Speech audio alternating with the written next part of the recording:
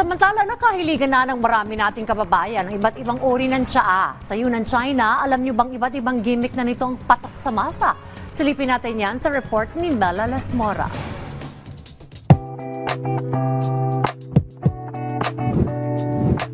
Green tea, milk tea, slimming tea o ano pa bang uri ng tsaa. Marami ang mahilig dyan. Pero sa Yunnan, China, not your ordinary plantation ang bubungad sa'yo.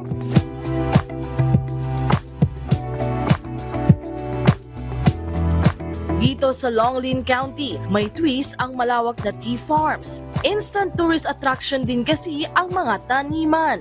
Maaliwalas ang mga farm at marami pang Instagrammable spots.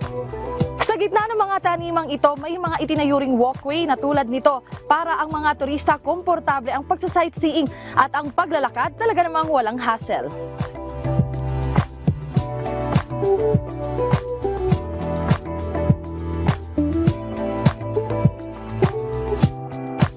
Sa Tenchong City naman, matatagpuan ang isang malaking tea factory. May pasilip pa kung paano ginagawa ang mga tsaa. Papayag ba kaming walang free taste? The real tea. Ito yung lasang, parang natural na lasa ng tea. Masarap. But wait, there's more. Ang kanilang tea, hindi lang drinks. Nag-evolve at level up na rin. Ginagamit na rin itong panligo at pampa-beauty. As in, pampa-beauty. Kasabay ng paglipas ng panahon, nag-e-evolve din yung mga produkto dito na galing sa tsaa.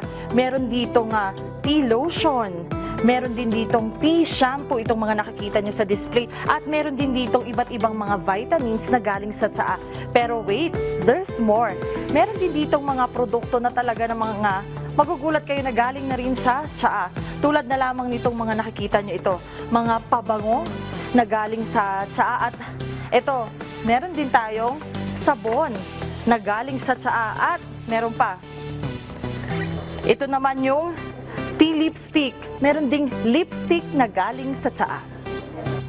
Marami ang pakinabang ng tsaa. Healthy na sa ating katawan, nagiging kabuhayan pa. Hindi nakapagtataka na lumalago at lumalawak ang tea industry. Talaga nga namang tea is life.